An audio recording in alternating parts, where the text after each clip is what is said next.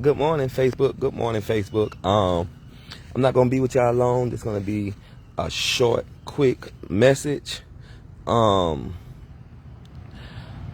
like I say, this is not feel sad for Mike Star. This is another testimony of just because you know when your blessings on your way, don't mean that you still ain't got. You still got certain obstacles that you still gonna have to face.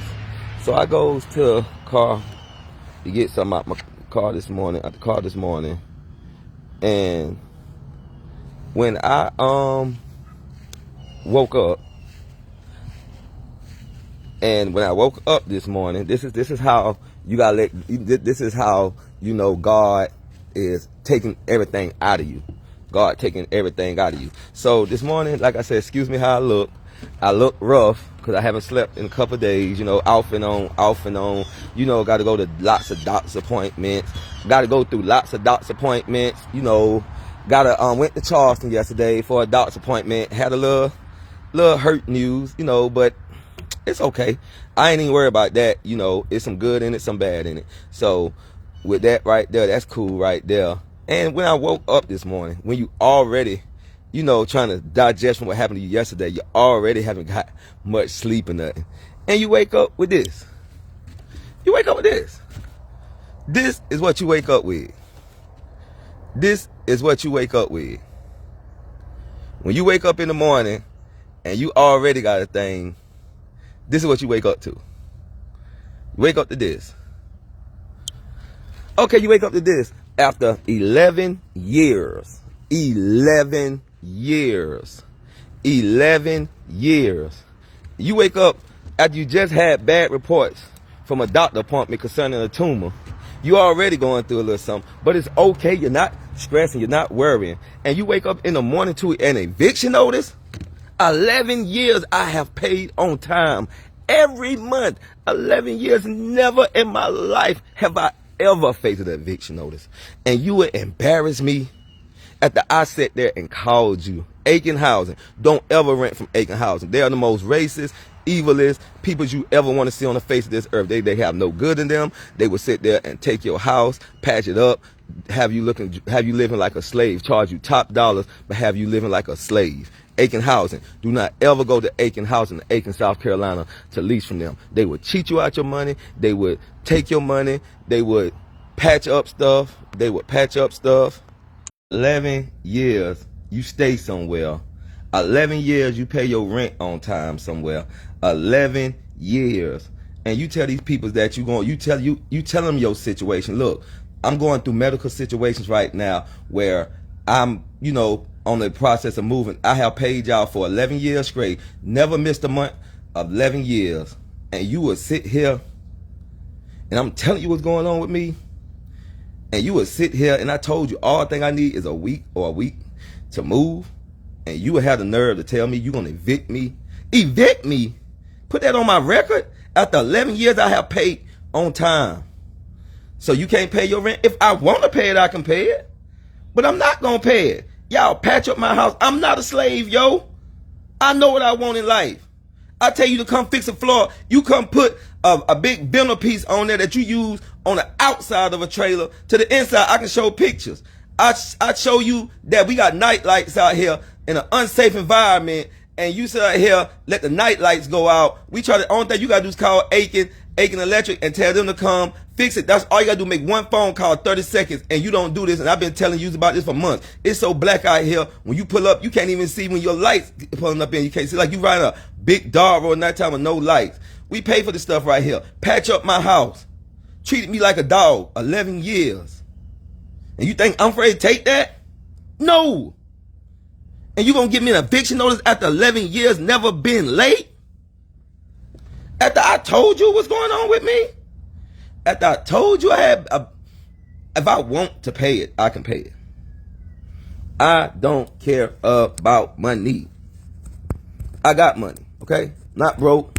Haven't even sold my stuff yet. I got people coming out here, but haven't even sold my stuff yet. I got people coming today. I ain't worried about no money. I don't show off money. I don't showboat money. Money ain't never been a showboat to me. I don't showboat money. I don't showboat money. That's for child. But I ain't broke. And if I want to pay my rent, trust me, if I want to pay my rent, I can pay my rent. This is no problem. I can pay my rent if I want to pay it. If I want to pay it. But no, I want better in life, and I get better. I'm going to get better in life, period. You know what I'm saying? And all I ask them to do is treat me right. Just give me 7 to 8 days to move my stuff out. And now you're going to put an eviction notice on my door. Aiken Housing are some of the most biggest crooks you ever want to rent from. And they my friends on Facebook. So I'm saying it for you to see me. Michael Devon Ingram Jr., born January the 31st, 1979. Rental property 4613 Charleston Highway, Williston, South Carolina.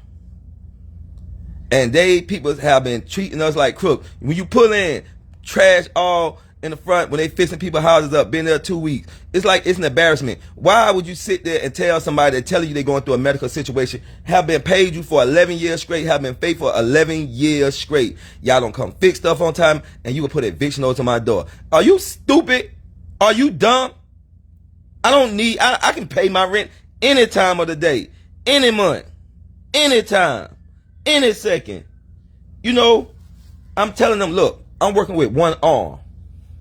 I got to get this stuff sold. I got to get other stuff in this house done. I got to move out. What can a man do by himself with one arm? Tell me. You know what I'm saying? But you know what? Do you think that make me hurt, sad, down, depressed? Are you stupid? No. Because I know everything good with me. I'm not worried about nothing. It ain't no house I'm worried about. It's none of that I'm worried about. All I gotta do when I get my stuff out of here, that's all I want to do is get the stuff out, get them their house back. They can have it today. You don't show me no eviction notice. You don't ever disrespect me like that again. And I'm not sad, hurt. I'm pissed off because I hold myself to a certain accountability. My name says who I am, and if I would never get none if I can't afford it. And one thing I don't like is somebody to disrespect me or downgrade my character. You don't put no eviction notice on my door. I'm up here just waking up and you put an eviction notice on my door. Are you crazy? Don't ever disrespect me like that again. Don't ever disrespect me like that again. Don't ever disrespect me like that again. That is pure disrespect. I can pay my rent. Then tell my son, well, I'm sorry you going through your medical situation like this. I understand if you can't pay. Woman, if I want to pay my rent, I can nicely pay my rent. Tell me, how can I not pay my rent? If I want to pay my rent, I'll pay the rent. I'm not paying in no regular trailer no more. No, I've been here 11 years a slave. Enough is enough. You got to look at yourself and say, what do I deserve in life more? What do I deserve? Do I deserve to live like this? When is I'm going to get tired of selling it for less? When I'm going to get tired of selling for less? Oh, I'll do it next year. Oh, you know what? I got a plan right now. 6 months, I'm going to take this right here. And then in 6 months, no. When it's enough is enough, and you say enough is enough, and you look at your surroundings and you see how people's treating you, and when you know you are being treated way beneath your value and your worth, you say, damn it, enough is enough. I had enough. I'm worth more than this. I can live better than this. I don't have to take this right here no more. I don't have to be treated like this no more. I'm tired of being mistreated. I don't got to accept mistreatment no more. I'm going to stand up today and do something about it. I'm going to stand up today and say, I'm going to live better. I'm going to do better with my life, and I'm going to live better. You don't evict me. Woman, I have served y'all for 11 years, and all I asked him for 11 years, and probably would continue to stand here, is to fix up my place after 11 years. I pay y'all on time. Y'all increase my rent 3 different times. 3 different times y'all increase my rent. Never complained, never got mad about it, stayed solid with it. Still paid it on time every month. Never. And you gonna give me a eviction notice because I told you I cannot open up my hand? What can a man do with one hand? Trying to move stuff by itself. Y'all can't even show no kind of sympathy, no kind of compassion. I'm not asking you to give me to let me stay here because I ain't got the money. I'm not asking you to let me stay here because I can't afford it. I don't floss money. I don't show off money. That's stupid. Chaps show off their money, what they got. Grown men invest their money. But if I want to pay my rent, I could pay my rent. If I want to pay the thing, I could pay the thing. I care less about paying it because I'm not staying somewhere that treats you like you are a slave, that make you live any kind of way. I'm not doing that. I'm going to stand up for what I believe in.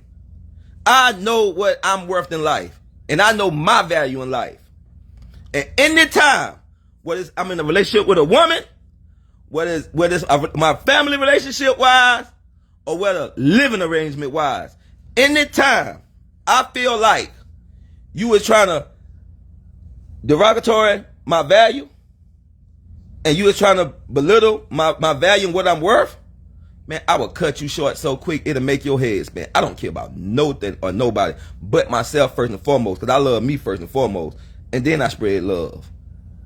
But anytime you try to make me live below my worth, do not ever rent from Aiken Housing. Yes, it's easy to get a place with them, but once they get you in their place, they're going to treat you like pure OD trash. They're going to treat you like you are a slave. They look at you because, first of all, they feel like you stand in their used trailers, their property, and they treat you as such. They treat you not like even a third-class citizen. They treat you like you're a fourth-class citizen. If you live in that place, what type of people would just patch up stuff, you tell them it's your flow coming up a little bit, little stuff coming with your flow, you've been keeping it up. I'm tired of paying money out of my pocket to keep this place up. Why should I have to pay money out of my pocket to keep somewhere up? Why do I gotta pay money out of my pocket? No. I've been doing this for 11 years, bro. And you know what? I don't blame them. I don't blame them at all for it. I'm not mad at them. I don't blame them at all. Because when you know better, you do better. And when you see people keep treating you wrong, keep degrading your character, keep making you feel low, and they doing this intentionally and purposely, and you still continue to be there, then that means you're lazy. That means you need to get off your lazy behind and act out of faith and do what it takes to get out of that situation. That goes with relationship-wise. That goes with family relationship-wise. That goes with, as I'm going through right now, living arrangement-wise. I have people in my family telling me, "Don't do it, don't do that. You ain't even working right now. You haven't worked for 3 months." I ain't struggling neither. God bless me to where God make it to where I ain't struggling. I may be going, yeah, I had a struggle from the beginning. You know what I'm saying? Yeah, everybody go through their trials and tribulations. But one thing you ain't gonna do to me is degrade my character by putting an eviction notice on my door, bro. And I got more than enough to pay it. I've been with y'all 11 years. Paid y'all every day. All thing I ask y'all to do is give me a week to just get my stuff out. I only got one hand. I'm trying to do this strategically. Trying to do this the right way. Let me do this. Get this stuff out. Clean y'all property up. It ain't worth cleaning, but guess what? You always leave your place clean. You don't leave no trash nowhere in the house up. You clean all the cabinets. You clean the ceiling fan. I don't care if you think it's not worth it or not. You still do what's right. Clean the inside and the outside of that property. Not only the inside of that property. When you leave that house spick and span clean. You leave that house to where they ain't got nothing they can say about you. But hey, the man was a clean man, or the woman was a clean woman. Leave people properties right. Don't leave people property messed up just because you moving to something else better. Still yet do right. Still tell God and show God and tell God thank you for where you were, for where you at, and show him thanks for where you going. If you can thank God for what you're going through now, then he'll watch out for you. Man, I don't worry about everything that happened to me yesterday. I went to the doctor yesterday, got disappointing news about my tumor. Saying it's not even safe to pull out. Saying it gotta stay on my arm for the rest of my life. Ain't worrying about that. So what? Still trust God. Still trust God. I still trust God. No, have I been getting sleep lately? No. It ain't that I'm stressed. It's that I'm trying to overthink this too much. I'm overthinking everything too much. Still trust God. Y'all think what y'all told me yesterday gonna destroy me? No. Man can say anything. When I had COVID, they said I was going to die. They said I wasn't going to live 24 hours. Here I am 6 years later. Here I am 6 years later. So if I went through all that, I can handle this now. Am I sad or something just because tears come out my eyes? No. I'm motivated. I'm motivated even more. I'm motivated even more. I'm not sad. I'm not sad. I'm not depressed at all. I just act and talk out of emotions more now than I usually ever have. I'm just talking out of emotions. I'm a human. I do have that right, don't I? I do have that right to express my emotions. But am I depressed? Am I sad? Do I have a lack of God? No. Too good to me. The best is yet to come. Everything that's happening to me now, it just prepared me for my future. Everything. How they try to embarrass me, mistreat me, everything. Keep that, and you can have that right there. Because guess what? Still strong, still tall, still got my head up, still got faith, still believe. My foundation still haven't shook. No matter what come my way, I never fold. And I never give up on God. Never. Never, never, never. Been too good to me. Been too solid for me.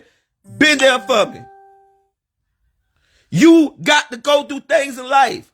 And even though you know your future bright and you see better days coming, it don't mean you still don't have to go through stuff and go through it to the end. No matter, even if you go through, even if you do get bad test results, even if you do get bad news from medical, is you going to focus on them? Is you going to focus on the results?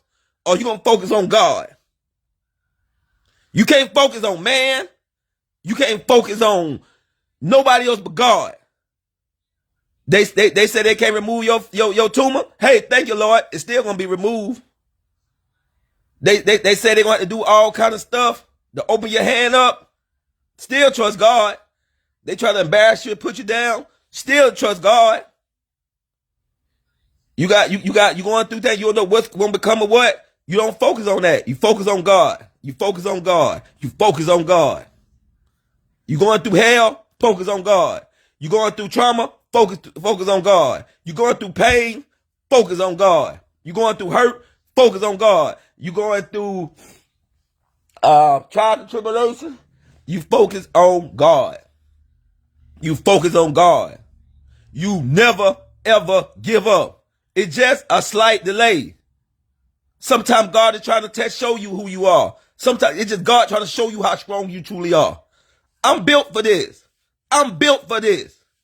I'm built for this. And through my life, gonna save many other lives out here. Because I'm gonna show them, no matter what you're going through in life, you can make it. You can make it. No matter what you go through in life. Bad news, you can make it. Sickness, you can make this. Hurt, you can make it. Heartbroken, you can make it. Pain, you can make it. Being underappreciated, you can make it. Anything, being overworked, you can make it. You don't know when you going at in life, you can still make it. You can still make it. Don't ever give up. No matter what comes your way, don't ever give up. Do you see what I'm going through? Do y'all see what I'm actually going through? Do you see me get on here one time, complain, Lord, what I'm going to do? Help me, y'all. I need prayer. No. All I need is God. And in the Bible, long suffering is gonna come in your life. Everybody got a long suffering battle awaits for them. But when God puts you through the fire, he just burning out the stuff in you that he don't want in you, and he's preparing you to be a new person. And I always stood up for righteousness. I always stood up for love, joy, peace, and happiness. And I know this struggle, man, I struggled most of my life. Just about all my life I struggled. I had I had bright days and I had mostly cloudy days. But I learned from all those bright days. I'm grateful for all the bright days, and I'm even more grateful for all the dark days, because it made me be more appreciative of people. Even when thought I was treating people real good, I felt like I wasn't. And I intensified it up, tried to do all I could. And now, I thank God for help blessing me for treating people good, but it's now time for me to treat myself even better. And I'm not selling for less for nothing in life no more. And whatever I want, I'm going to get it. If it's in my power to get it, I'm going to get it. If it ain't in my power to get it, I'm going to make a way to get it. And what I'm telling everybody is, it starts today. Just because you get bad news, what type of person, again, would sit here and know you're going through emotional swing? And time you wake up, go to your car to get something out your car, you see an eviction notice on your door. You think that's still going to stop me? No, that's just God showing me right now, look, move swiftly. Move even swifter. Where I'm going, what path I'm going on, where I'm going, I don't know, but God knows. And I do what he say do. Only thing I'm doing is walking into my blessing. Walking into what's meant for me. Walking into it, walking into new life. And sometimes you could be buried and God trying to give you life. Sometimes you can be so much in your head, feel like everything is against you, and don't even know that everything is for you. Everything working out good for you. So when just because storms come your way, don't ever think everything is against you. Sometimes everything is for you. It's meant for you, meant for this to happen, so it helps you to go forward in life. Go forward in life. I never came on this earth to go backwards. I never want to go backwards. I always go forward. Only time my car is in reverse is when I'm trying to back up the turn to put it in drive to go straight on out. It's about going forward. So, like I say, even through bad test results, even through evictions, even through it all, which I don't know why you evict me. I got money. I don't need no money or nothing. Even through it all, do it look like I'm worried? Look at my face. Just because I haven't slept in some days, just because I sleep 2 to 3 hours a night for the past month, do it look like I'm worried though? Maybe tired, maybe drained, maybe exhausted, but still motivated to the highest level. Still not worried. Because faith is the substance of things hoped for, but the evidence of things not seen. You got to have faith in God. You can go to church, call yourself preacher, deacon, bishop, minister, overseer, but if you can't go through handle adversities and long suffering and you give up, then you're not worthy. You're not worthy of the walk. You're not worthy of life. Can't give up. Can't give up. Can't give up. If you want to complain a little bit, nothing wrong with that, but can't give up. Can't give up. I just be happy to get away from here. I just happy when I leave this place. I just be so happy to where I can go somewhere where I feel appreciated. And go somewhere where I can feel special, where people really appreciate me. I'll just be so happy when I leave here. Because guess what? I know my value, and I know my worth, and I know who I am. And I'm not going to let nothing, no area, or no one bring me down. I'm 47 years old, and I'm still young. I'm not old at all. Nowhere near old. And why I still got a lot of youth in me left, and why I still got a lot of left to offer, then that's what I'm going to do. And no giving up in me whatsoever. That's right, Brother Shep. No give up. Can't give up. Can't give up. Y'all can go listen to your church music, your gospel music, your motivation music, but it got to be in here. You got to be motivated. You got to believe. You got to believe, man. You can go to church every Sunday, pay $1 million in tithes, but if you ain't got no faith in God, all that don't even mean nothing no more. That don't please him. What pleases him is trusting him, even when it's dark. Y'all read all these Bible stories at church about Abraham and about all how David and Goliath. It's going to come in your life. You're going to have to be David, and you're going to have to face that Goliath. You're going to face that big giant in your life. It's going to happen. It's going to happen in life. That's called life. Y'all want the fruits of the Spirit, love, joy, peace, happiness, but don't want the long suffering. That's all part of the fruits of the Spirit, long suffering. You're going to have to suffer in life, but suffering makes you a better person. Everybody got to cross the bear. Everybody got to cross the bear. Everybody. Everybody gonna go through something in life. If you think your life gonna just because you, I mean, I'm not a Christian. I don't claim religion. I claim salvation. No religion. No Christian. It's no religion. I want the truth. I claim truth. Do I believe in God? Absolutely. Do I believe Jesus was the son of God? Of a God? Yes, he was the son of a God. I definitely believe that. I believe all of that. But I don't practice religion at all. I go after God. You get caught up in religion.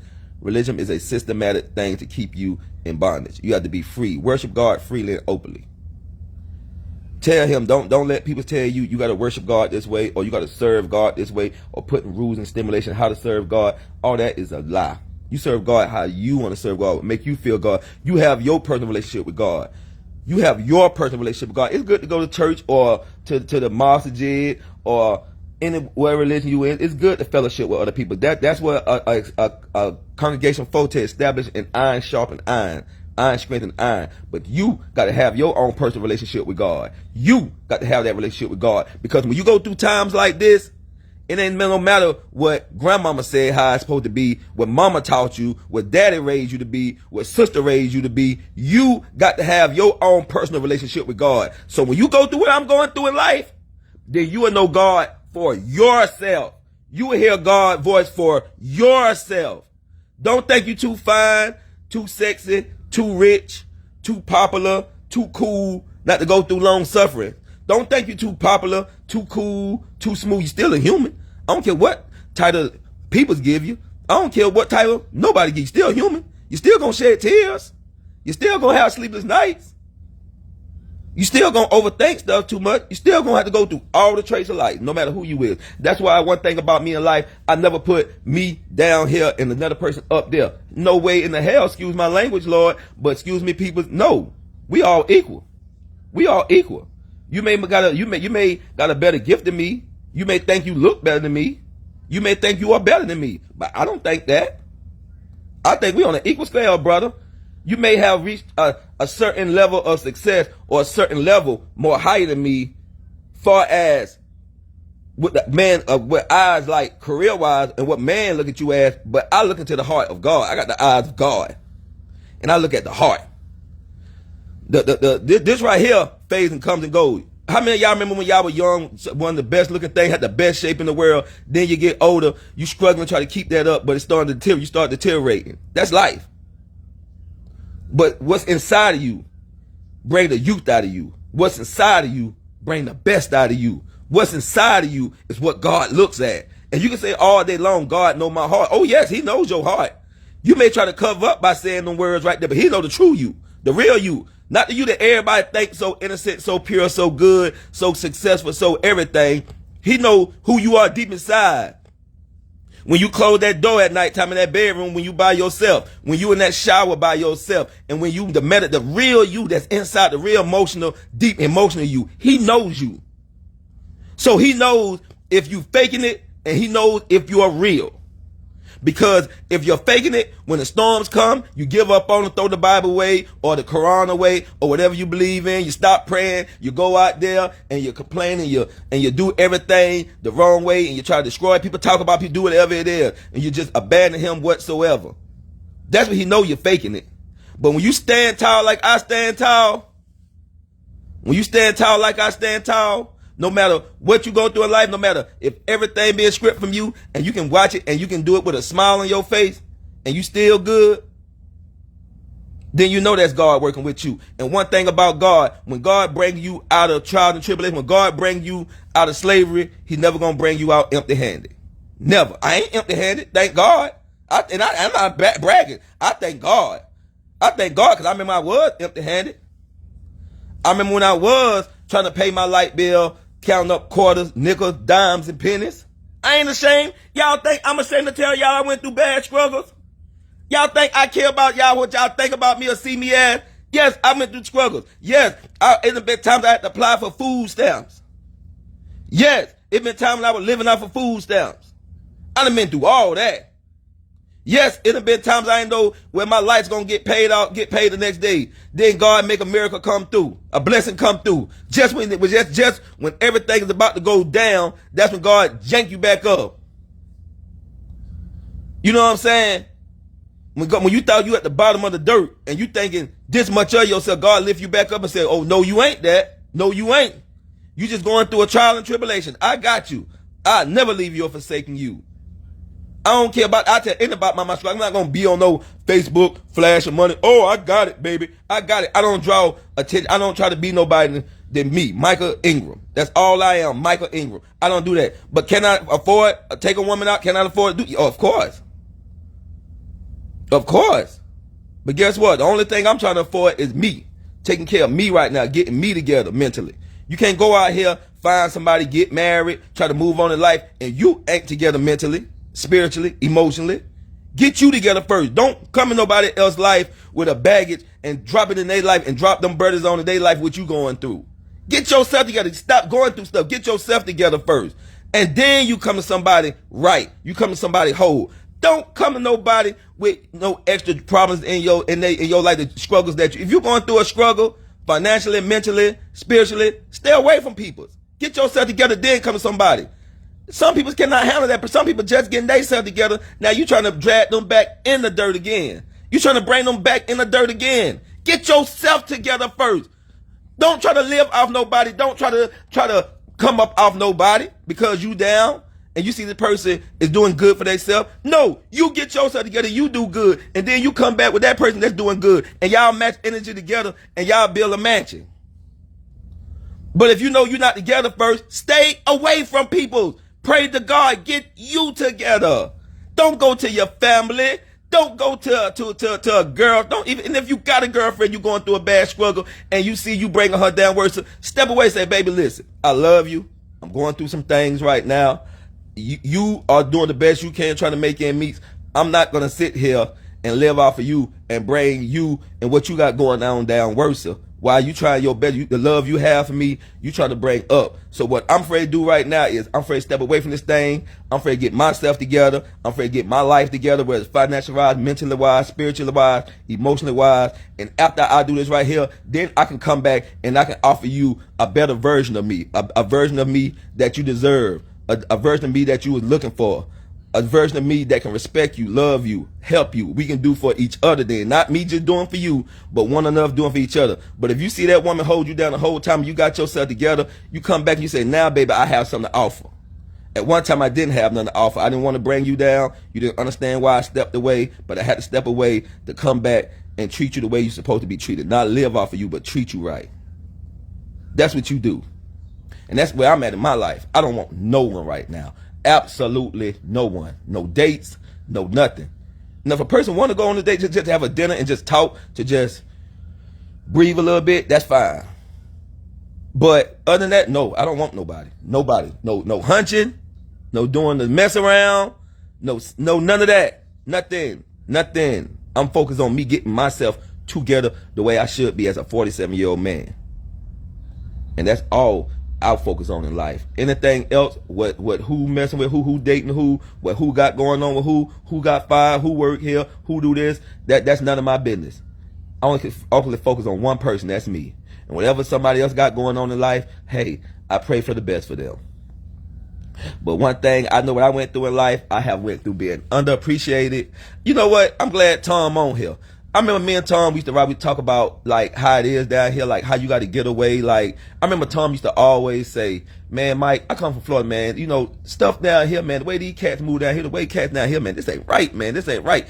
I'll be like, but man, you down, you in South Carolina, if it's Florida was better, why you stay? But I understood where he was coming from at the end. Like if you used to live in a certain way and you come down here and this certain way starting to degrade you, make you feel like it just ain't you taking who you are away from you. You got to get away from that. You got to get away from that. You got to step out in the act of faith and get away from all of that. Because you know who you is. You know who your environment is. You know what you used to be around. You know what type of people you used to being around. You know what type of woman you used to having in your life. You know how your life's supposed to be.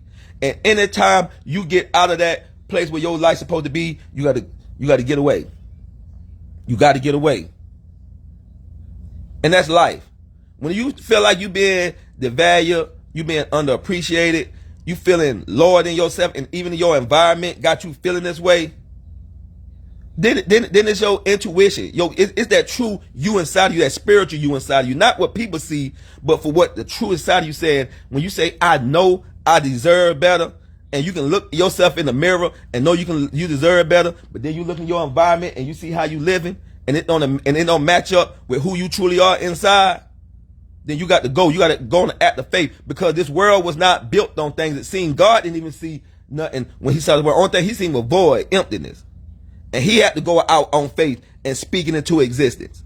So and if we made in the image and the likeness of him, because like Jesus said, ye are all gods with a little g. It's the one thing we are a God with a little g, then you got the God with a capital G, and then you got the Almighty Creator who created everything. Who created everything.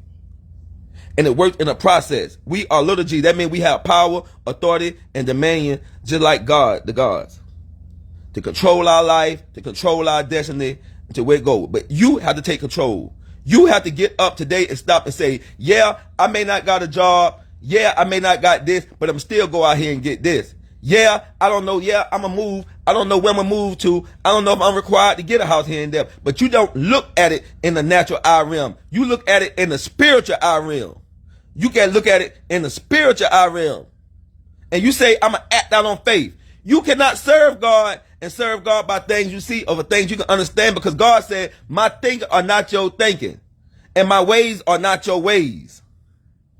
You got to step out on faith, and you got to trust God and believe in God. When you see everything going wrong in your life, and when they tell you, nah, we can't, look, I've been to 6 hospitals. We can't remove that tumor. We can't remove that tumor. You're going to live that rest of your life. We're going to remove that relationship. We can do this. We can do that. I said, no, yes, you can. You ain't got to remove it. God going to remove it. Well, Mr. Ing, we know you're going through pain, so we're going to give you this medicine, this medicine, this medicine. I'm not taking no medicine. No. I ain't getting hooked and addicted on none of that stuff. I never been a drug addict. Ain't trying to be a drug addict today. A weed addict? Yeah. Drug addict? No. And I'm not a weed addict. I smoke here and there, and I say it to the world. Not afraid. I'm who I am. If that's the only thing to take me from pain at nighttime, at least give me a couple of hours of sleep. At least I can smoke it and sleep at least 3 to 4 hours. But when you're going through nerve pains and your tumor, and they're going from your tumor all the way down to your finger, to where it hurts, to where you even put a wet cloth on your arm. If you ever know what chronic nerve and tissue pains is, if you got that, then you know where I'm coming from. Well, a person even try to rub your arm and you jerking back like, even your arm, and this causes a person doing a bad biopsy wrong. And like my doctor said yesterday in Charleston, he should have never gave you a biopsy like that. I was telling him the way to go in. The way MUSC went in the right way. And I'm telling this man the way to go in. I told you how to go in. You saw how they went in. The safe way, and you go over the top and go in the most dangerous way.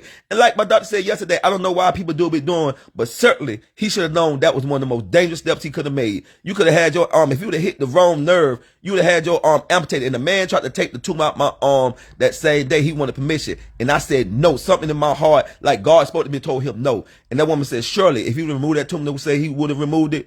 They would have amplified it. They would have amputated your arm that same day, because you'd have had no movement, no nerve, no feelings, no nothing. It would just been dangling. They'd just been there. You would have had no use for it. They would have had to cut off that same day. But that spirit inside of me, because I was going on I had a 14-hour fast. I fasted for 14 hours. No food, no water, no TV, I cut my phone off. I had no communication with the world whatsoever. I was in a room. I prayed. I had my prayer, my word, and I prayed 14-hour fasted, 14 hours, because I knew God was trying to show me something.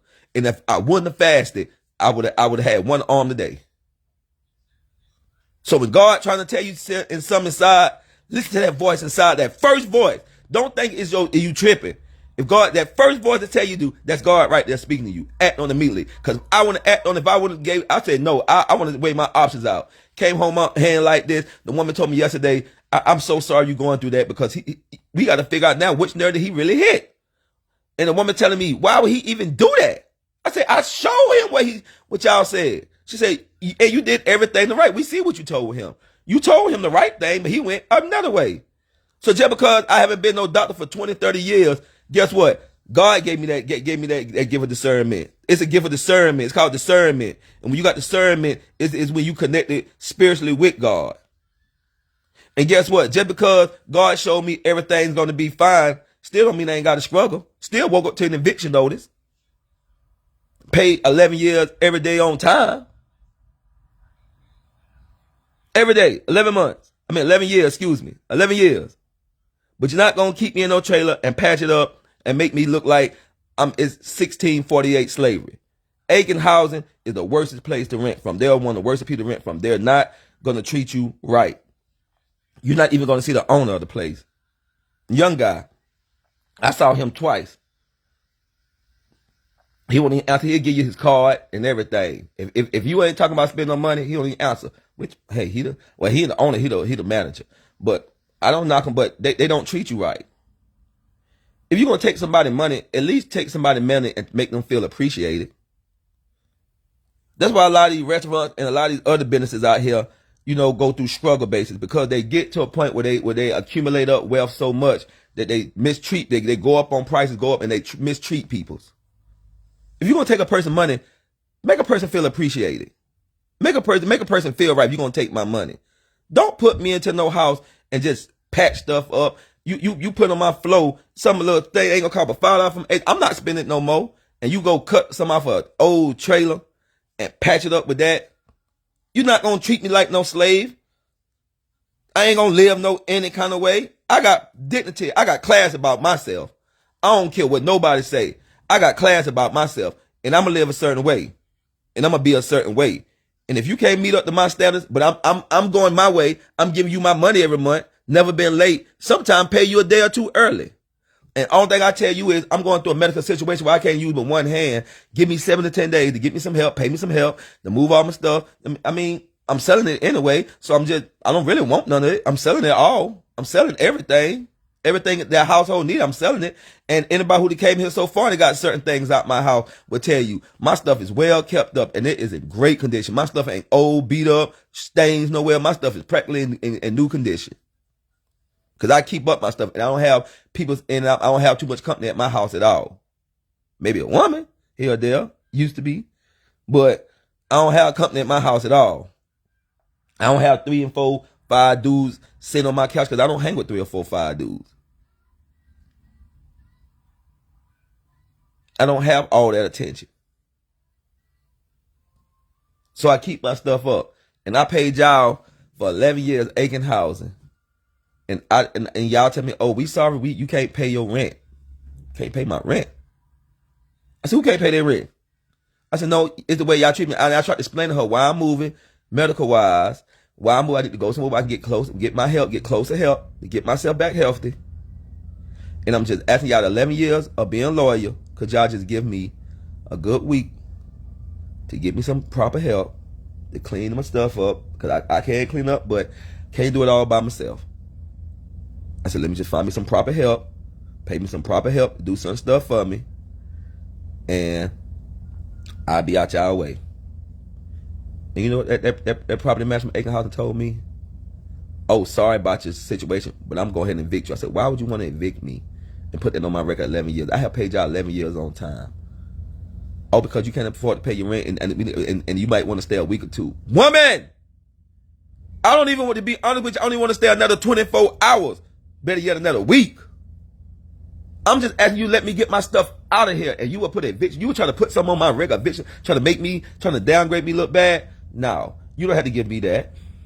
It ain't like I'm lying. I don't lie to nobody. It ain't like I'm lying. It ain't like I'm lying. That's right there. And I'm going to let it stay right there. And I'm going to let it stay right there. And I'm going to let it stay right there. Because I don't accept that. It ain't like I can't pay my rent. If I want to pay it, I can pay it. I got money. Just not gonna do it. Y'all can't give me nothing better. I would have probably still dealt with them if they would have gave me something better. If I'm buying a trailer, I don't want no trailer. Nope. Not putting me in nope. Don't want no trailer no more. No thank you. Been staying there 11 years. Time to move up. When I was staying in an apartment, I wanted the trailer. So I got a trailer. So now I want to move up a little more. I started from the bottom, because I was staying in the bottom. And I started from the bottom, but I'm moving to the top. I'm never going to stay nowhere. Especially when I give you my money and you underappreciate me, you pack stuff up. I got to go buy paint to paint the house. I painted this. I did this. Me. I got to keep putting carpet down. I got to pay my money and pay rent. I got to fix up your house to look good. Went and built the ramp out there, handicap ramp out there. Got a handicap ramp when my dad was here. I did that. Me. I'll fix his house up.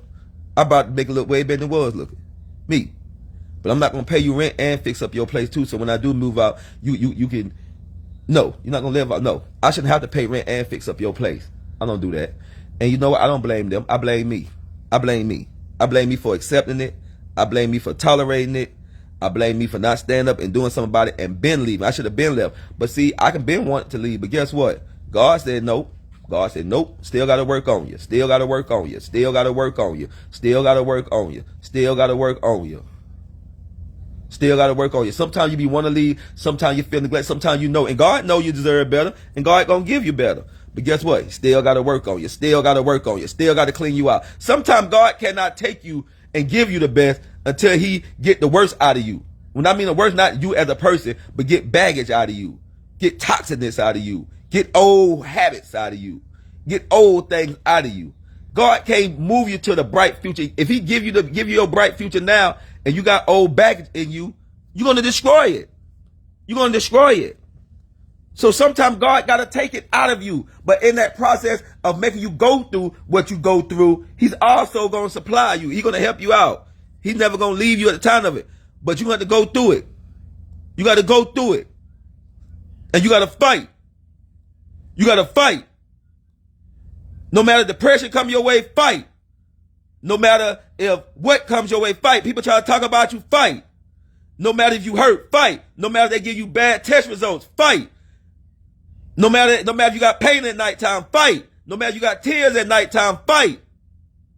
No matter what situation comes your way, fight. Keep moving. Keep standing strong. Keep being motivated. Say, I got this. I got this. I'm here. I'm here. Don't fall off. Don't go eating too much. Don't go to smoking real bad. Don't go start drinking yourself to death. You are destroying yourself. You're not hurting. You're not helping your situation. You're hurting your situation. First thing you do, stress problems come to you. When God was good to you, you in church. Thank you, Lord. Hallelujah. God is good to me. You on Facebook preaching a sermon. But when hell hits your life, the first place you go to, you tell God to get out my face, and you go run to the bar. Or you go run to the liquor store. Or you go run to the drug house. Or you go run to your friends right there telling them what's going on. What can they do for you? They can't do for you. They can't do nothing for you. You run to the Lord and you tell the Lord, naked as I come, naked as I shall leave here. But I leave here with you. I leave here with you. I'm going to make it. I'm going to make it. I'm going to survive. I'm going to stand strong. I'm going to fight. I will not give up. God cannot use a quitter in his army. He can't. You got to be battle tested. Why you think those soldiers, when they go out there, when your kids go out there to training camp and stuff, they have to prepare for the battle. They have to go through the obstacles. Why you think your kids call you, some kids call you home, I got to get out of training camp. I got to get out of boot camp. I can't take this no more. This is too much for me. I give up. And you're supposed to tell that child, then you better not give up. The best is yet to come. Don't give up. You're going to go through obstacles. But the ones in the military who go through that boot camp 6 weeks, they've been through that obstacle, sore, hurt, they've been beat down, the reward, that's when they're in the VA. The best is yet to come for them. When they go to that war and they fight that war, they fight. They don't go give the enemy the war and say, hunt enemy you want. That's why you're soldiers for. You'll fight. You got to go through a test, a battle. You got to go through training camp. You got to prepare yourself for the fight. You got to prepare yourself for the fight. You got to prepare yourself. It's going to be hurting. You're going to have those days. You're going to cry. You're going to cry. You're going to hurt. You're going to feel like you done lost your mind. You're going to feel like you can't live no more. You feel like you can't do it no more. Lord, this sickness hurting me. This pain is killing me. I can't sleep. I can't even drink some nights. I can't even eat. I don't got no appetite. And it feel like even when you're going through a storm worse, it feel like people is coming even worse. Just sticking a knife in you, sticking a knife in you, sticking a knife in you, sticking a knife in you, torturing you, bringing you down. Now bills getting riled up. You've been praying all night. You've been praying. It seems like God ain't not even hearing you. It feel like he don't even hear you. It feel like he don't pay you no attention. It feel like he got a deaf ear to you. It feel like he just let you go through hell and don't even care. But all he trying to do all he trying to do is prepare you. All he trying to do is get all that's in you out of you. All he trying to do is get all them hidden emotions, all them hidden feelings. When you thought you was cool, when you thought you on top, he trying to get all that out of you and break you down and build you back up and give you everything that you deserve. Because when everything good going in your life, it's just going good. But when things going bad in your life, a brighter future is awaiting you. A brighter future is awaiting you. And I never came on here with depression, emotional breakdown. I come here to tell y'all, no matter what you go through in life, you can smile. Because when you know for a fact you got the good Lord on your side, and you know for a fact God is on your side, and when you know for a fact God is going to turn everything to the good, and when you can just sit here and close your eyes and just meditate and focus. And I want everybody to just really sit there and close your eyes and just think of the worstest situation you've been in your life. Times when things was dark. Time when you didn't know how you was going to get out. Think about your past. Not now, think about the past when you was really going through stuff. Really. You know how you going to get that meal. You know how you going to get that car. You know how you going to get that house. You know how you going to pay that light bill. You know how that food was going to get there. And just when you was about to give up, when you was back there, you didn't know what you were going to do when you get out of prison. You didn't know what you're going to do when you get out of jail. You didn't know what was laying ahead of you. You ain't even know what was laying. You didn't even know what was going on. You got that difficult light bill. Oh, man. And the kids got to get back in school.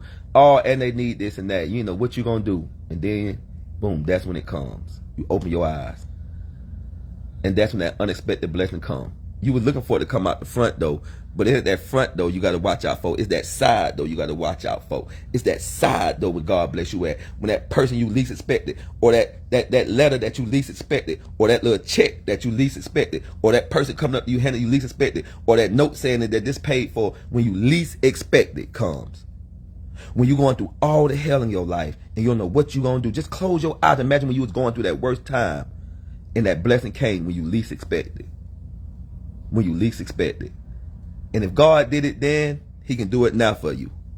Whatever you're going through now, he can do it now for you. If he did it back then, he's the same God yesterday, today, and forevermore.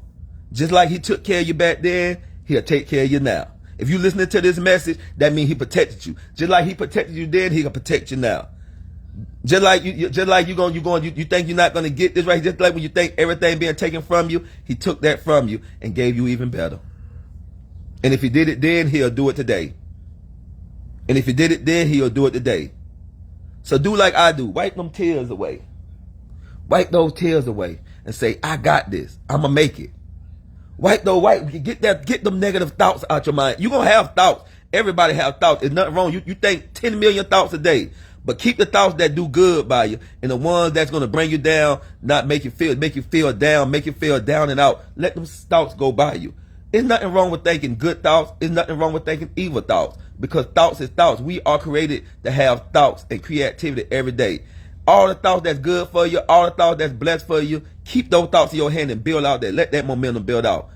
But any thought that try to come in your head and try to say God can't do this and that for you, let those thoughts go away. It's okay to think them, but just let them go away. That's not meant for me. That spirit not meant for me. Those thoughts not meant for me. Let those thoughts go away and focus on glory. Focus on glory. Focus on God.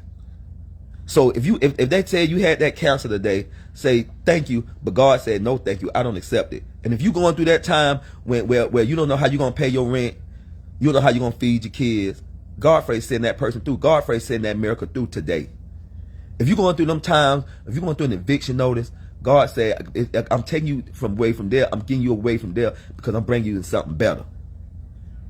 And whenever they say that this going on with you, this going to happen to you, say, I don't accept what you say. And I don't appreciate it. I'm not going to accept that. I can understand. You don't got to be nasty towards a person. I can understand your concern or what you're saying, but my faith is much bigger than your concern. You ain't got to be like, I rebuke you. No. Hey, I appreciate your concern, but your concern, my faith is bigger than your concern. So I cannot accept your concern. I'm going to act on my faith. You do stuff in decent and in order. And when you don't let nothing stop you, obstacles gonna come, pain gonna come, problems gonna come. If you're going through a bad marriage, a bad relationship, don't try to fix it. Let it go. If it's meant for you, it ain't the fact that you're going through it, that you feel like you trying. You just scared to be alone. You're afraid to be alone.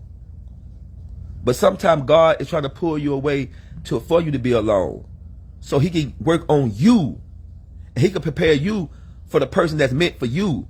A lot of times we go out here and get married and pick out people that we want. And sometimes what we want ain't what God want, and it don't work out. You can try one time, you can try 2 times, you can try 3 times. You can try to say, okay, I tweaked this problem in my life, I tweaked this problem in my life. Let me go back to who I'm with. No. God is trying to take you away from who you with, because God know the person that's who you with ain't for you. They don't value you. They don't appreciate you. They don't respect you. They don't love you. You don't want nobody that don't respect you like you respect yourself. You don't want nobody that don't love you like you love yourself. You don't want nobody that don't appreciate you like you appreciate yourself. And that's all God try to do. God take things out of life. Sometimes God may take a house, a car, a woman, a man, a object out of our life, and we feel like God may take our kid, a child may die, a parent may die, a loved one may die, and we feel like God is cursing us. No. God is taking the people out of our lives for a reason. To help us grow, to go through the pain, to go through the adversity. We know we love them, but you clinged on to them. You hold on to them. You look at them and cling on to them. Sometimes you can cling on and hold on to something or someone more than you do God.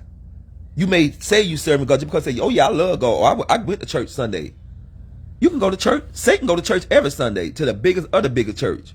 Demons go to church, to the biggest of the biggest church, and to the smallest of the small church every single Sunday. Just like your preacher be up there preaching every Sunday, them demons right in the background with him. And guess what? If you're a man of God, them demons get out of there immediately. They too scared to even come in there. You know why a lot of demons come to church? You know why a lot, and don't blame it on the preacher. You know why a lot of demons come to church or to the masjid? I'm not going to say church, Islam, whatever. Because guess what? We serve a God that he's not a Christian. I'm sorry to tell y'all. God is not a Christian. God is God. He said, when Moses asked God, what do you want me to tell the people who you are? God told him to tell them. Tell them I am that I am. That means I am. I am. Tell them I am sent you. That means I am whoever you want me to be. Just let them know I am sent you. I don't got no name. Moses told us, said, read it. It's in the book of Exodus, 3rd chapter. Moses said, God, when I go to who I should tell them to send you. God said, tell them I am sent me. So all that rest of that stuff is irrelevant. You serve God the way you serve God. Whatever in your heart serve God. That's why God said we can serve him freely and openly. That's why Jesus came to tell people you can serve God freely and openly. All these rules and regulations they say you're supposed to do how you get to the kingdom of heaven. And that's another thing before I go on. Stop keep trying to die to go to heaven. Enjoy your life now. And stop trying to rush. And that's one thing that irks me about a lot of these religions. They force people to think about heaven. No, think about where you at now. It ain't where you don't know what heaven. Nobody don't know what's after when we die. Nobody don't know it. I'm sorry to tell you, nobody don't know it. You focus on where you at now. Do right where you at now. Do right where you at now. Thank God for where you at now. Appreciate where you at now. Appreciate family. Appreciate loved one. Appreciate air. Appreciate life. Appreciate you can open up your hands every day. Because guess what? Some people can't do it. Appreciate when you can be grateful and shake a person's hand. Give them a hug and embrace your hand. I have to spread my hand by just pressing it here. But every time I take my hand off my chest, guess what? This is how my hand be. Folds up. So if you can open up your hand and you see a brother or you see somebody, shake his hand today. Because this is my dominant right hand. And this tumor gets bigger and bigger. See? Steady growing. Steady growing. Steady growing. It's okay. See how they did it? Steady growing. Nope, not focused on that. Give somebody a hug if you can give them a hug, because somebody ain't got 2 arms to give somebody a hug. Love yourself. Appreciate yourself. Do right. Do right in life now. Appreciate life now. You don't know what the hereafter. Give God glory and praise now while you live in. Do you know how many people in a nursing home, in hospitals and places wish they can walk like we can? Do you know how many people in a nursing home and hospital wish they can shake somebody's hand like we can? Do you know how many people in a nursing home that can't even feed? I worked in a nursing home for 7 years, going on 8 years. Do you know how many people can't even feed themselves? We have to feed them. We got to feed them every day. We got to wash them. We got to wipe their butt. We got to wipe their mouth when they drool out their mouth. So many people is focused on dying. You know, a lot of people in the nursing home wish they had the energy that we had, wish they had the life that we had. And I'm telling you, I done took care of people that was in their 20s in the nursing home, fully paralyzed. In their 20s. So don't think nursing home meant for the old people. It's for the young too. You can get it too. If you show unappreciated to God, you can get it too.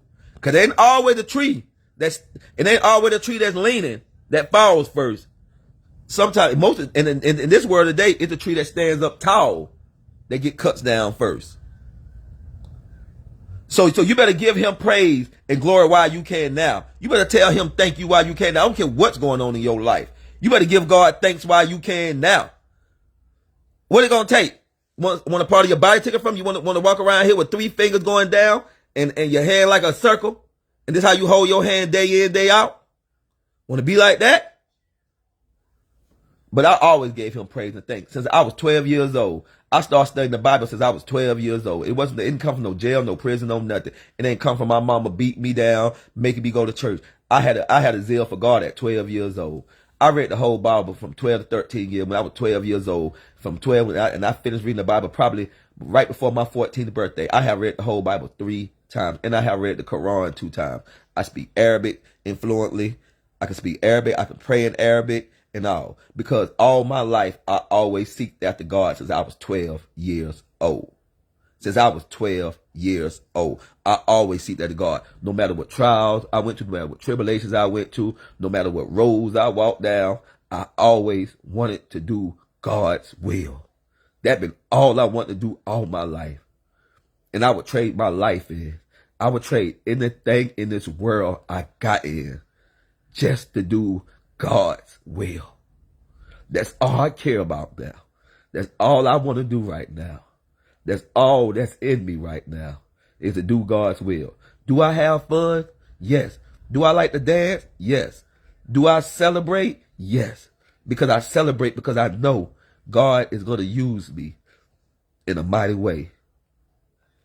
And trust me, this right here, everything that I went through is for a reason. And it's to do the will of God and to stand strong and to never leave him. No matter what happened to me, I went through sickness. I go through pain every day. I go through uncertainty. I don't want no woman right now. I don't want no girlfriend. I don't want nothing in that life. All I want right now is God and do God will. I know I got God. I know God is within me, but I'm ready to step out and do his will. Keep your houses and all that, because I'm going to have all that for real. God already have given me that. God's going to give me that. I done drove in Lexuses. I done had little cars. But God is elevating me now to say, no. You're going to do my will, and you're going to have fun doing it. Because anytime that I can pray for a brother or pray for a sister, and I can see their results come out good, and I can see God bless them, even if God overbless them more than me, and they up here, and I'm still right here, it's a blessing from God because I know my miracle is on the way. And I love to see somebody happy. I love to see somebody smile. I love to pray with somebody, and I love to feel that energy, and I love to feel that burden being lifted off of them. And I love when God just show me their future, show me how they're going to be, show me. I love that. I love to see people do good, even if they doing better than me. I love it. Ask anyone who know Michael Ingram that was doing better than me how I celebrated with them, even when I wasn't doing good. You know why? Because it's going to come one day when I'm going to do good and I'm going to be on top and people are going to be celebrating and giving me my roses. But the only rose I love, and I would thank them for the roses, but when God give you your roses, it's way more better than when man give you your roses. And when God rewards you, it's way better than what any man can give you. And when God tell you, job well done, it's better than the way that anybody can give you. Life is not about you gaining wealth or happiness. Life is all about you doing God's will. And sometimes you got to go through hell. Sometimes you got to go through the fire. Sometimes your own family will turn their back on you. It ain't that them that does it. It's the spirit within them to allow them to do it, to bring you out. And it's the fact they don't love you. Not saying my family turned their back. I'm not putting my family out there. No. I love my family too much. And no matter what we go through, I'm not letting nobody know what me and my family go through. Oh, no. I love my older sister. I love my twin sister. I love my older brother. I love my mama. I love my family. And no matter what we go through, I'm not going to let nobody, whether it's the good or the bad time. The good times I'll let you know. And whatever bad times we going through, we know. I'm not talking about them. I'm not sharing it with nobody. I'm not making my family look bad for nobody. And I darn sure ain't finna get on no social media and entertain nobody by downgrading no member of my family. Because at the end of the day, we all go through our things, but we all love one another. And at the end of the day, I'm telling y'all, God will allow people to turn their back on you. You can give a person your very all. You can give the world your all. I have given so many people my all. Anybody who know me know, I have invited people in my house. I have done so much. And I'm not going to talk about what I've done for people. No. Because everything I have done for a person, I did at the bottom of my heart. And I don't remember it no more. I bless people in the dark. And God will bless you openly. I would never get on no Facebook and tell a person how I fed a person, how I seen a homeless person and gave him some money or some food. I'm not going to never tell nobody what I do for no man on this earth. And anything me and anybody talk about stays between me and that person. Anytime I talk to a person, stay between me and them. I would never spread nobody business. Because you know why? When you do that right there, God going to put a punishment on you you can't handle. God going to really punish you. Whatever I do for a person, I do from the heart. I would never let not one soul know. I don't care if I was married. I'm not even going to let her know what I did for a person. Because it ain't for everybody to know what you do for a person. That's between you and God. So y'all think when y'all get on here, y'all bless somebody, y'all get on Facebook and start talking about how y'all fed somebody, or y'all on Facebook showing the world how y'all fed somebody. Y'all think God honor that? No. God said, when you do stuff in privacy, I will bless you openly. Now, if you with an organization and y'all doing stuff openly and y'all trying to promote people to do stuff, that's a different story. But when God put it on your heart to bless somebody, you bless them behind closed doors. And you don't tell nobody. You don't tell nobody. You don't tell nobody. You keep it quiet forever. If somebody come to you in confidence telling you what they going through, they struggle, they battle, how they depressed and hurt, you don't go out there and tell people what they're going through. That's why 90% of the churches today are being empty. The world needs somebody they can trust. The world needs something they can trust. The world is looking for trust. The world is looking for love. And I'm not going to say, I'm not directing just the church. I'm saying all religion beliefs are empty today because there are a lot of people today. I'm not saying all. Don't think I'm criticizing the church or any religion. But a lot of 90% of the churches today and the 90% of people today don't feel like they come to you. They want you to come to them. No. That's why Jesus made specific orders. When you get this belief, when you get this love in your heart for me, when I come into your heart, don't sit down with it. Go get some. I'm going to have somebody with you 2 by 2. Go spread the word.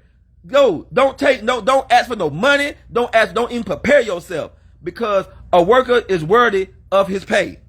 That means somebody's going to feed you. Somebody's going to give you shelter. You're going to get those things. Wherever you get joy into your life, wherever something good comes in your life, wherever you get light in your life, go spread somebody. Not saying everybody's going to accept it. The ones who accept it is a blessing. The ones who don't accept it, pray for them. Don't neglect them. Pray for them and say, God, put it in their heart. I plant the seed, somebody else will come water, but God, the one who caused the increase. You can't take the increase away from God. All the thing one person do is come plant it, another person will come along and water that seed, And God will cause the increase of that seed. And God will cause it to grow. But any time in life you ever do something for somebody, y'all, don't go tell nobody. If you feed somebody, don't go tell your old man or your old lady or your mama, daddy, sister, brother what you did for somebody. Keep that between you and that person. And if they want to share it with somebody, then that's their business. But you don't never say nothing about it.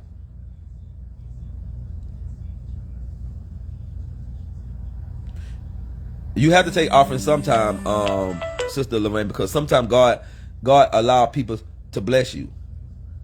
And sometimes when people's blessing you, don't always neglect nobody bless. And that's another thing. Let me get there. Sometimes if a person come up to you and God moved them to bless you, accept it, because you don't know. If you don't accept it, you are neglecting them from being blessed. Sometimes when God bless you and the person who the giver is, he bless them. Sometimes he bless them even more than he bless you. So sometimes you got, so if a person come, I'm not saying charge a person, but if a person is offering you something, take it with glad joy. Because guess what? They are blessing you. God is blessing you through them, and God is going to bless them in other ways. You don't know how God's going to bless them, because God say, my ways are not your ways, neither are my thoughts your thoughts. Don't you know the most loving person is the person that can give and do for a person and not remember it and not tell a soul? See, I know who I am. And anybody who know me knows. Can't never record anything. Jump on this live if I ever did it and say he's lying. But I never, ever tried to wish no harm on nobody. I always tried to help people. All I could within me. And if I couldn't do it, I try my best to try to find a way where they can get it done. And all I'm telling y'all today, I'm not going to be on y'all today, because I got to go to another. I got doctor's appointments and lawyer's appointments and stuff all week. And Lord, I haven't even got not even 5 hours of sleep in 2 months. I haven't slept 5 hours in one night for 2 months. It's always been 2-3 hours and I'm back up. Overthinking, overdraining myself.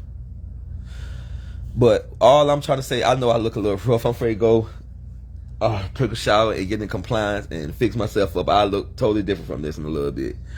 But it's just me in the morning.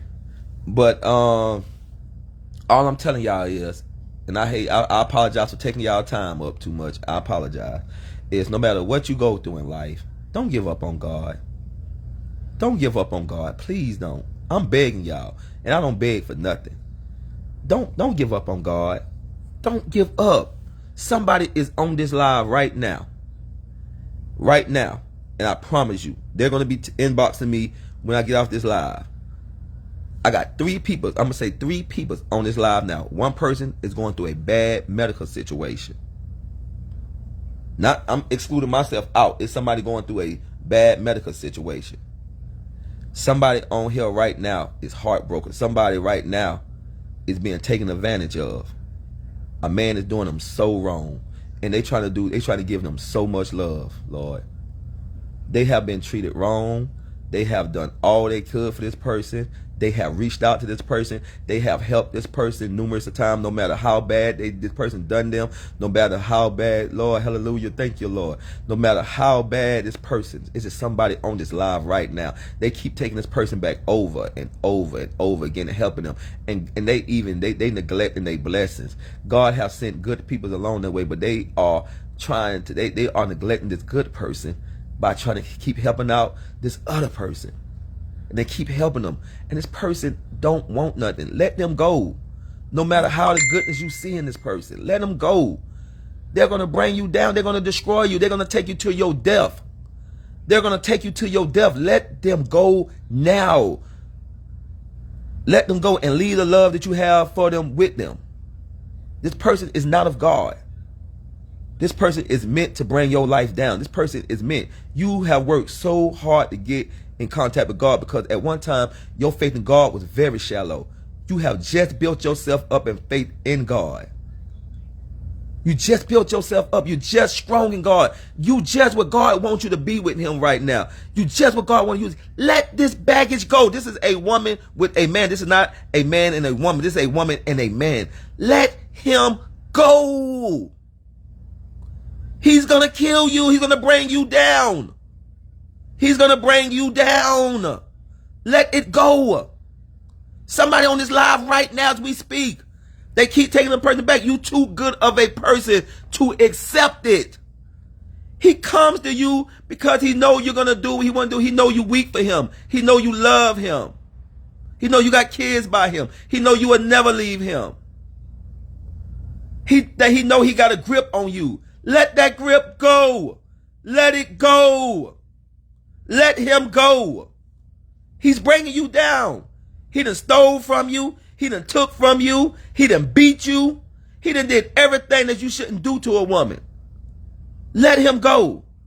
I know who it is. I'm not spreading your business on live. You will come to me. You will come. I'm not going to say not one soul to a person. You trust me. Because if I say something to anybody, God will punish me.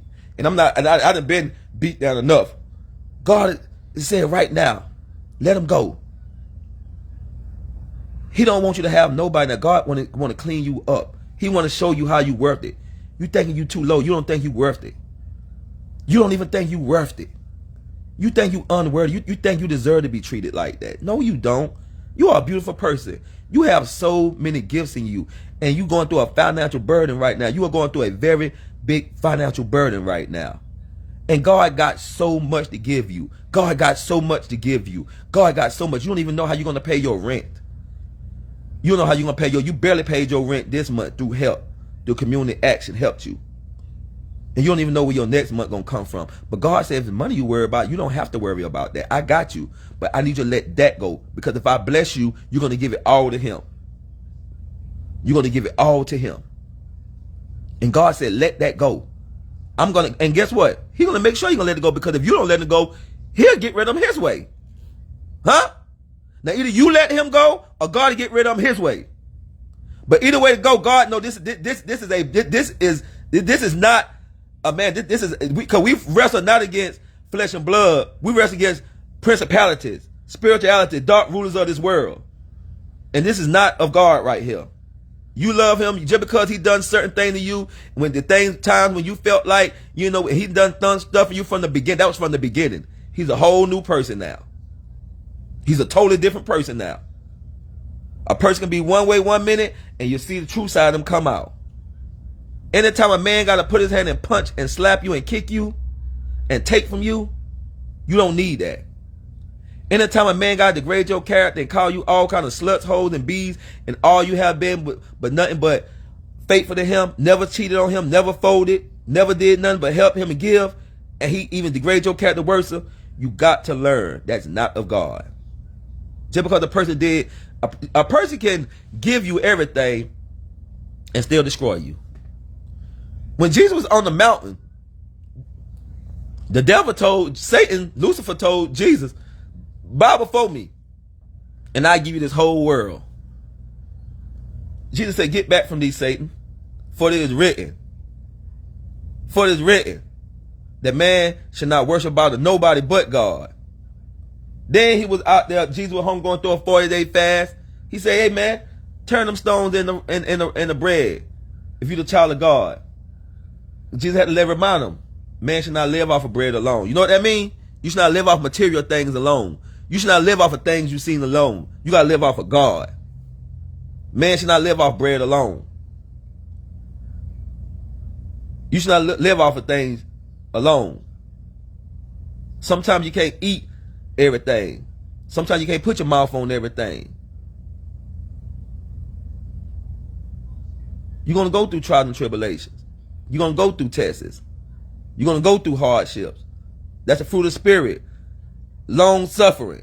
Longer suffering. Let me repeat this again. Capital L, capital O, capital N, capital G, S, U, capital R, capital S, U, F, F, E, R, I, N, G. Long suffering. You're going to go through that. That's part of the fruits of the Spirit. Yeah, y'all love the love, joy, peace, happiness, prosperity. You love all the good stuff. And God gave, it's the fruits of the Spirit, the 7 fruits of the Spirits. 6 of them is goodness. Only one of them you got to go that's bad. And that's long suffering. But even long suffering ain't bad because long suffering brings y'all. Let me ask y'all something.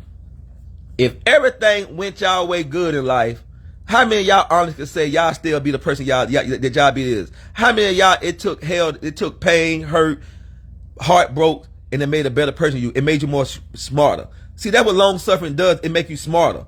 It makes it to where you don't go through what you go through no more. It makes it to where you know how not to go this path no more, that path. When you suffer, it's God teaching you what roads to take and what roads not to take. It's God showing you who gonna be there for you, who not gonna be there for you. It's God showing you don't give everything out to everyone. Keep some for yourself. You gotta listen. You cannot give everybody all you got. You gotta let your cup fill up first and your cup overflow first. And once your cup full up and overflooded, then you can give to somebody. But if you just get a blessing, like a $5,000, let's say you get a $10,000 blessing a day, and you go out there and give somebody $3,000-$4,000. After a while, that $10,000 not gonna last long. You gotta let your blessings build up. You gotta let it build up. And once your blessing build up, overflowing, and then you can bless others. Imagine you in that hospital bed. I done been in it 3 times. I had COVID like to die. When I got shot in my knee and couldn't even walk for 6 months. With my arm with this tumor and it have just grown a little bit more. Gotta move. Who here with me? Who here with me? I don't see nobody. I don't hear nobody. Me. And it always have been that way. And I never once complained. Never once complained. You know why? Because somebody here with me more bigger than any human being on this earth. And that is the good Lord. And one thing about God is when he sent his workers through, he sent an army through. He sent an army through. You're going to have to go through pain. You're going to have to go through sickness. You're going to have to go through being, I don't care how rich you is. Even rich people sometimes have to file bankruptcy. How many people rich people y'all know have to file bankruptcy? Because there's a season. You got the summer, spring, fall, and then the winter. But I ain't getting that order. You got 3 seasons of prosperity, and you got 1 season that nothing happens. Spring, summer, and fall is prosperous seasons. In the winter, everything stops. Everything's at a complete still for 4 months. You got 12 months in a season. There's 8 months of prosperity, 4 months of long suffering. Apply that to your life. Most of your life, you're gonna have your good times. You're gonna have that point in your life when the crop's gonna stop growing, when life gonna seem dead. Everything's gonna seem dead. That's when the wintertime come, all the trees, everything, ain't no prosperity going on whatsoever. No prosperity whatsoever. That's the season I was in. But even during that season, I still was prosperous. Because I learned. I went through pain. I go through pain now. Still, I'm in pain right now as we speak on this live. But guess what? I got more joy in my heart than pain. I got more motivation in my heart than pain. I got more encouragement in my life than pain. I got more love in my heart than pain. And I got more joy in my heart than pain. I can laugh. I can smile. I can wake up every morning with a big smile on my face and say, thank you, Lord. Thank you for giving me life, health, and strength. Thank you for letting me see another day I've never seen before. Thank you, Lord. I don't need no suit and tie. I don't need to be called pastor, minister, bishop, deacon, apostle. I just want to do God's will. You can keep all that. And if God meant for me to be famous, I'll be famous. If God meant for me to be whatever, I'll be it. I'm done with chasing. I don't chase nothing no more. When I was young, I chased attention. I chased it women's. Lord knows I chased it women's. I got 6 kids by 6 different women's. So I chased it women's. But guess what? My kids ain't no mess, and my kids definitely ain't no mistake. My kids is a blessing. And they keep me young, and they keep me alive, and they keep me fresh, and they keep me happy. Only time my kids is a burden is where I want to do so much for them. And I know that, and at the moment I can't do it for them. And it hurt me that I can't give them the best, because I don't care how you look at your kids, but I look at my kids as they the best, because they are the best. All 6. Some of them, 1 or 2, I may can't see like I want to see and do if I want to, and that's not, I mean, I tried, and it got to the point, y'all may say I'm wrong, but I tried with certain kids and their parents, And I just got to the point I got stopped trying. I just got tired of trying. Especially when a person get their boyfriend and want to fight you and stuff. I'm not, fight me for what? Why are you looking at me? Your baby daddy / boyfriend want to fight me? Why? I haven't looked at this. I only had a one night stand with this woman. I have not even looked at that woman in so many years. What is you talking about? Which that was many years ago. And me and this brother right now, we see each other, we talk, laugh, cut up with each other like it ain't no tomorrow. Because I didn't come to him in a violent way, brother. This is not worth it. Because one thing about Michael Ingram, I do not want her. And I'm not fighting over no woman. Never fought over no woman. Never argued over no woman. Never beefed over no woman. Never fell out with nobody over a woman. Not even my own wife. Because the man who got her, he had her. Good. Thank God. May God bless you. I don't got nothing bad to say about her or the man when it happened. And I can still talk to my ex-wife to the day like it ain't no tomorrow. I raised my child by myself. Guess what? I don't hold her fault for it. She wasn't in no condition to do it, but I was in a better predicament than she was. Nothing wrong with that. If one parent is in a way better predicament than the other parent, then that parent can supposed to step up. Because at the end of the day, it's for the betterment of your child. And my dream is, my goal is one day all my kids be at the table with me. We eating, laughing, celebrating, and I'm sharing my wealth with them, and we all celebrating together. And that goal going to happen to me. I love all 6 of my kids. I love them to death because they is a part of me. And when I thought little of myself, and each one of my child's kids, I got to see each one of my kids' face and hold them and see how beautiful they was and see how special they felt to me when I hold them against my chest. All my kids I slept with on my chest because I was that close to them, and I'm still close to them. No matter what they say, no matter what, I still love my kids so much, and I don't give up on them. And no matter what nobody try to keep me away from them, I'm gonna get all of them together, and I'm still gonna be with my kids. And I love every last one of them, every last one. I'm not ashamed of them. If nobody can accept how many kids I got, then they don't need to be in my life, because I'm loving, and they don't need no mama. They don't need nothing. Because all of them have good mamas. And all their mamas are very special. And I created a child by each one of their mamas. And no matter what we go through, I will always respect each one, 1 through 6. I don't have nothing bad to say about them, 1 through 6. And I thank God for every last one, 1 through 6. And all I'm telling y'all is, no matter what comes your way, no matter what be stripped from you, no matter what be taken from you, whether it's your health, whether it's your kids, whether it's your parent. I lost mama, had kids taken from me, lost my health. At one time, I thought I was going to lose my mind. I thought I was going to lose my mind at one time. But God kept me. He kept me strong. Lost the way to work, can't work no more. People say, well, would you put in for your disability? Watch out for your disability. I put in, but guess what? I don't look for that. Because I'm not disabled. Maybe a delay, but not disabled. I don't claim handicapness. I don't claim disableness. Just a little delay. Just another obstacle I got to come across. Just another obstacle. And all I care about, and you think I care about this? Nope. Think I care about what I'm going through? Nope. All I want to do is do God's will. I stay up at nighttime. I don't sleep at all because I don't care about nothing in this world. All I ever cared about, all I care about is doing the will of God.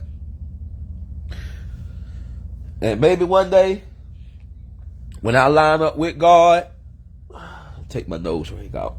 This ain't me. I don't need that. I'm good with all that. I'm being myself. When I sit here, then all other things will be added unto me. People, I get so much. If y'all just only knew so much stuff that came my way in the up and coming weeks, months, and days, and it's cool. I'm not gonna sit here nothing, because I don't think bad about nobody. I don't talk down nobody. But like I say, man, Even when it comes down to my kids and all. I got so much respect and love for all 6 of my kids' mama. I don't.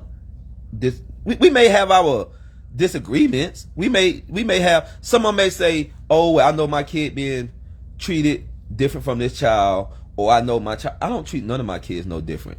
I done tried to do for all my kids. I done tried to help all my kids. I done tried. People say, "Oh, well, you go in and out their life, in and out their life. You come in and out their life. You come in and out their life." No, I don't. I'm just not gonna let you talk to me or handle me in the kind of way. And I'm not talking about one person. I'm not even talking about my kid's mama. It can be family members. It can be anybody. I just don't let people handle me differently. If I show you respect, then I want that respect in return. If I don't call you a bitch, don't call me that. If I don't call you a punk mother F, don't call me that. If I don't disrespect you or curse at you, don't curse at me. If I do stuff for my child you don't think it's good enough, don't sit there and throw it in the trash.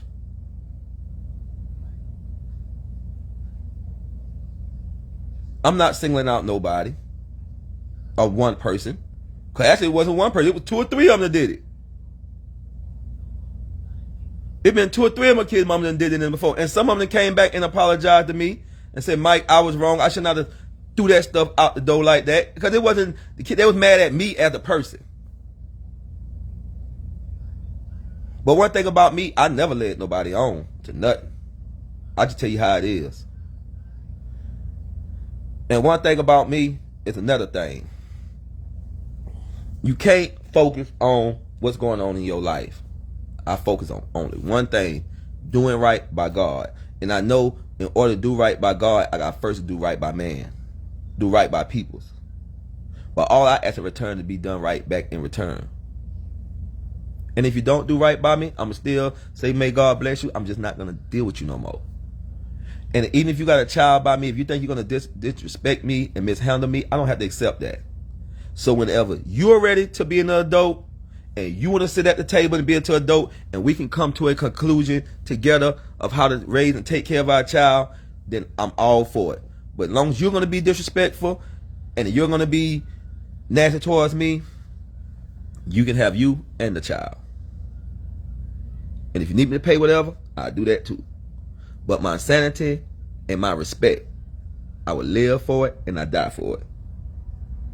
I don't know how no people look at their name and their respect, but I will lay my very life on the line for my respect.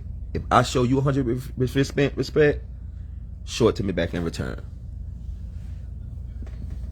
And that's just how it is. And that if you feel like I shouldn't think that way, then hey, that's the way you feel. But I go by how I feel. And I know what I deserve. And I know I ain't gonna settle for less. And nothing. And I know all I want to do right now. I don't care if I haven't slept. I know I look rough. I know I haven't slept in so many days. I'm just trying to do the will of God. Man, I'm okay with everything else.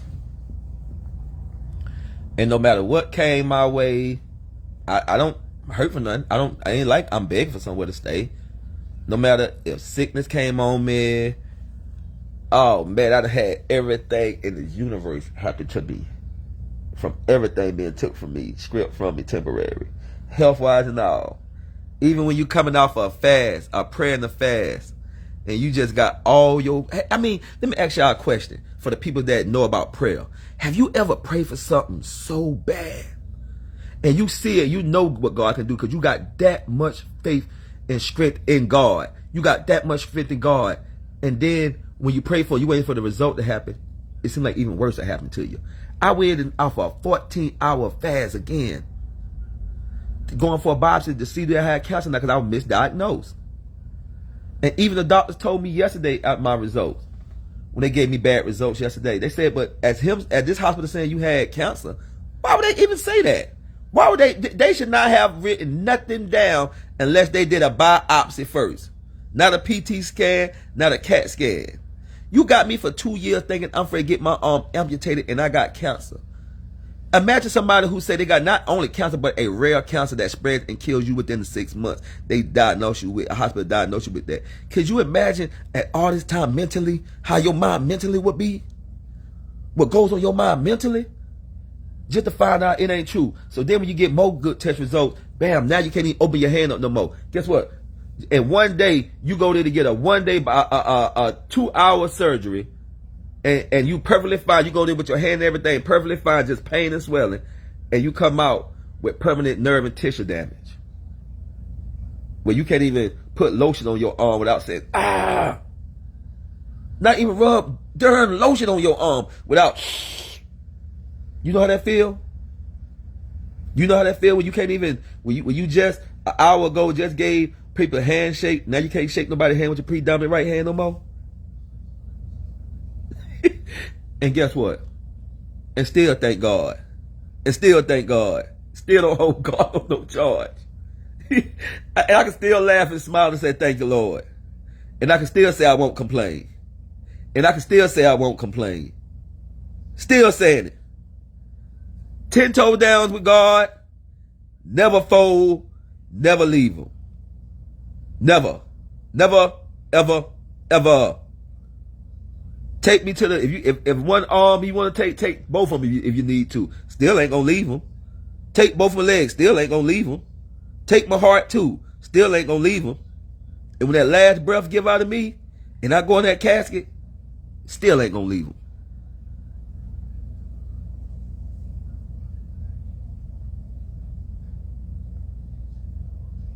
And guess what? During all of that, during going through it, your kids calling you a bitch and saying they hate you, and they always did, after you did all you could for them, left you when you was in your worstest situation,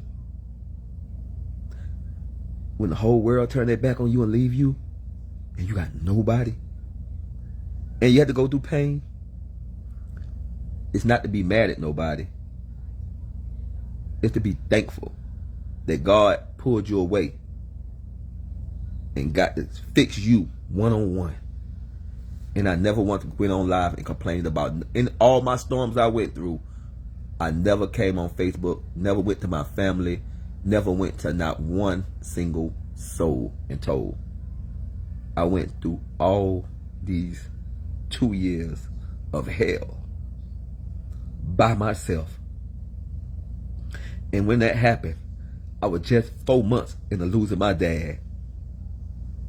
All this happened just 3 to 4 months of losing my dad.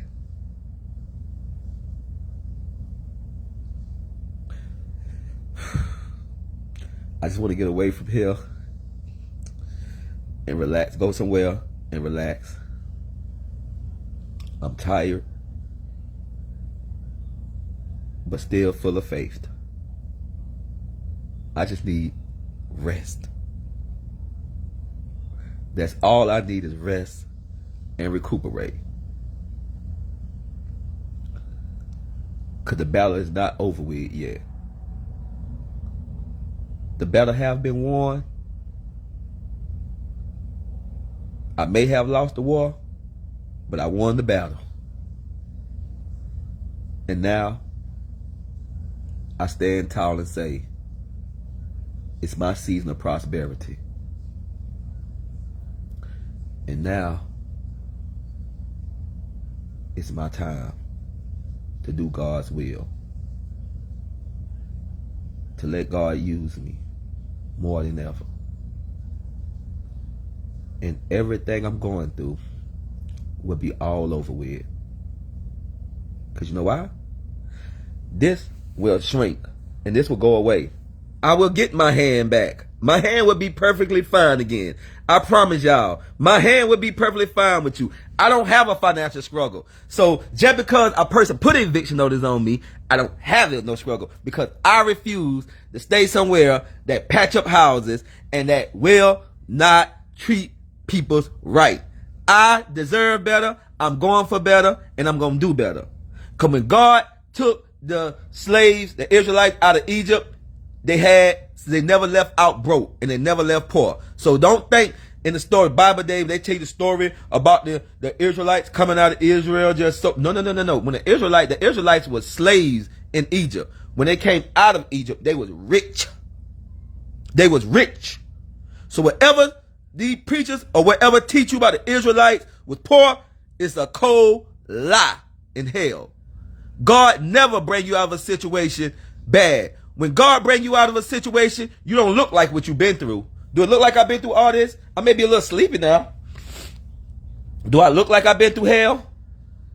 I can still go around here and pop. I still dress nice. I still look nice. I still carry myself nice. I still help people. I still bless people. No matter what I go through, I'm still help somebody. I wake up in the morning to do God's will. I walk out throughout the day to do God's will. I go to sleep throughout the will. And throughout the day when I pray and meditate, how can I help somebody, Lord? How can I bless somebody, Lord? What can I do to pray? Who can I pray for? What can I do, Lord? The race is not won by the strong or the swift, the one that does it fastly. The race is only won by the one who endure to the end. And today, I just took control of my life back. I took control of it back.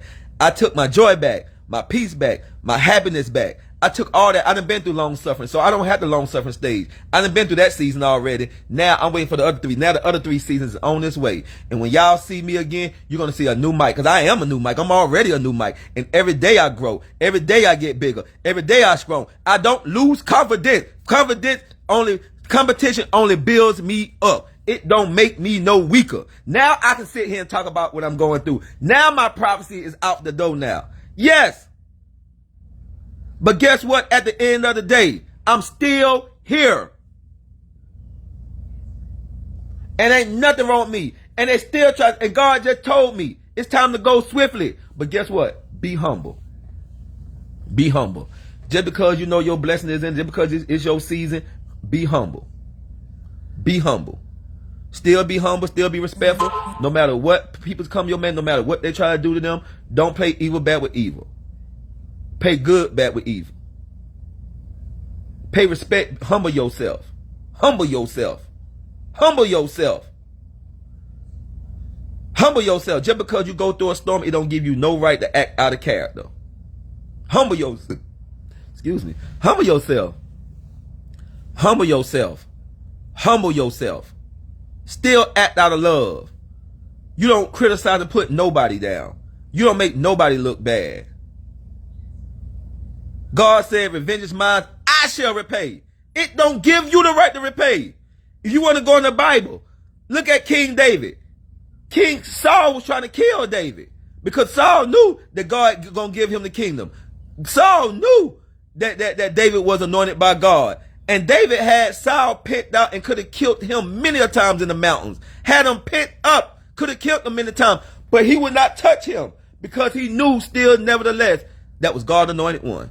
Even though this man trying to kill me, I'm still not going to do nothing to him. I still respect him because I still know God anointed him. And who am I to sit there and touch the anointed one? Even though I'm anointed myself and I'm in all rights to touch him because he's trying to kill me. And just like he was anointed by God, so I'm anointed by God. But David understood the assignment because David knew I'm not seeking out. I'm just trying to get away from the foolishness. David was just trying to get away from the foolishness. I'm not with the drama. King David was like, I'm not with the drama. I'm not scared of Saul. I'm not running from Saul. I'm scared of Saul. I'm just trying to get away from that extraness, the drama. I don't want to hurt you, Saul. I love you. I married your daughter. Why would I want to hurt you? I love you. I just got to get away from him because he keep trying to kill me because he was jealous. But guess what? Because King David knew the battle is not yours. It's God's battle. God said, revenge is mine. I shall repay. Just because a person do something to you, it don't give you the right to take actions into your hand. Let God handle it. Let God handle that. Everything that have went on in life with me, I have said nothing. I have never came on Facebook or went to another person and criticized nothing of any way that person, no matter what wrong a person done to me. I never went to a person or came on social media and calling people out. You just begging for attention and foolishness. That's foolishness. You're a grown man and a woman. Handle it on your own. Go to the Lord.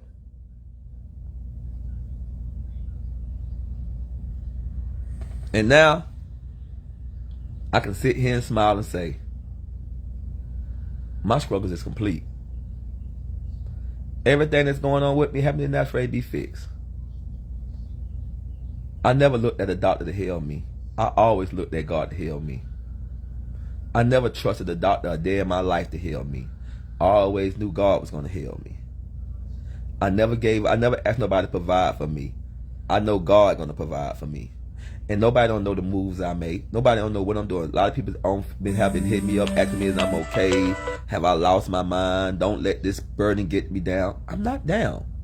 I'm just not telling you my moves. Sometimes you got to move in silence. Be quiet. Let God do it. And so far for 2 years, that's all I've been doing, moving in silence. Going through my struggles in silence. Going through my pain in silence. Because you know why? I don't need nobody up here to comfort me. God comforts me. And just when I feel like I need somebody to talk to, God will always send that right person along. And I don't even tell them all my business still. Because guess what? I'm going to get off this live, get ready to go to the doctor, to my next doctor appointment. But I want y'all, before I get out this live, I want to tell each and every last person on here that's going through something. And I put my soul on the line when I say this. Better days are coming. Repeat that to me 3 times. Let's say this all together. All of us going to say this together. You watching this live. Let's say it all together. We ain't got to yell, scream, holler, shout. Let's say this in a calm way and let the universe and let God acknowledge our faith. Let's say it 3 times together. Come on. Better days are coming. Better days are coming. Better days are coming. May God bless y'all, and I love each and every last person. And thank y'all for taking out y'all time to listen to this.